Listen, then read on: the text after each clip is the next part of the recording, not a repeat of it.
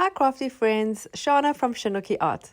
In a previous video, I made some homemade gesso and I used this old book page to test the gesso on. After I was done with all the gesso making, I decided to turn this book page into a tag.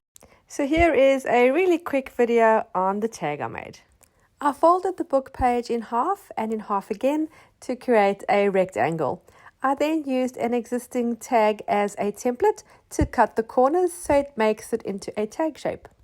I didn't bother gluing anything, I ran it under the sewing machine all the way around to seal all the edges together. And then I wanted to use some more of the homemade gesso I had made. It had a beautiful texture from the plaster of Paris and I wanted to see what that would do when I add color. So I'm covering the rest of the tag with the gesso. Some areas I'm doing a little thicker than others so it has some contrast.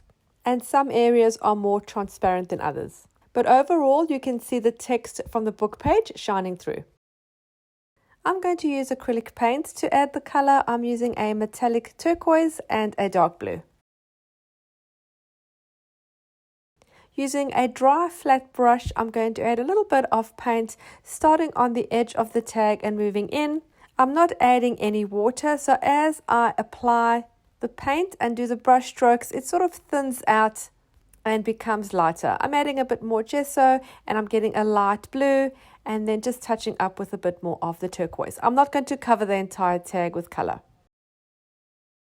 I've only added the dark blue paint to the bottom right hand corner, but I'm going to add dark blue splatter on the top left, which will create balance.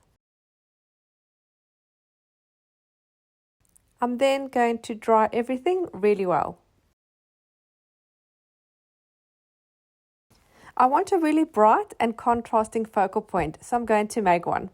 Using another book page, I'm going to add some bright pink acrylic paint. For this one, I'm just going to paint the color flat.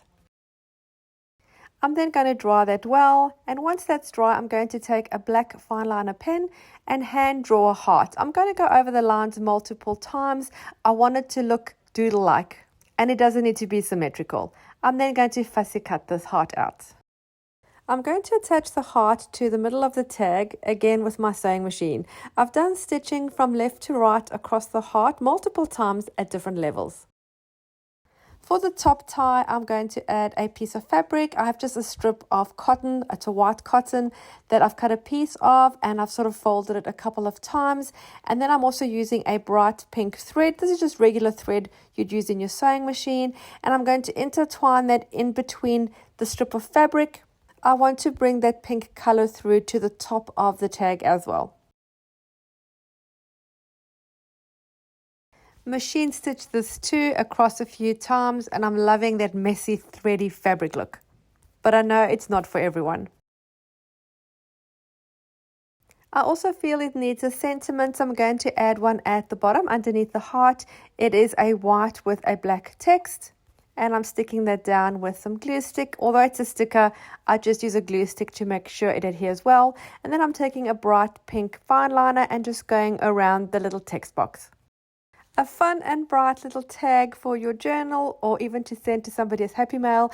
I really hope you enjoyed this video and were inspired to create your own gesso and your own little handmade tag. Thanks so much for watching. Don't forget to subscribe and hit the little bell so you're notified every time I upload new content. Happy creating. I'll see you again soon. Bye.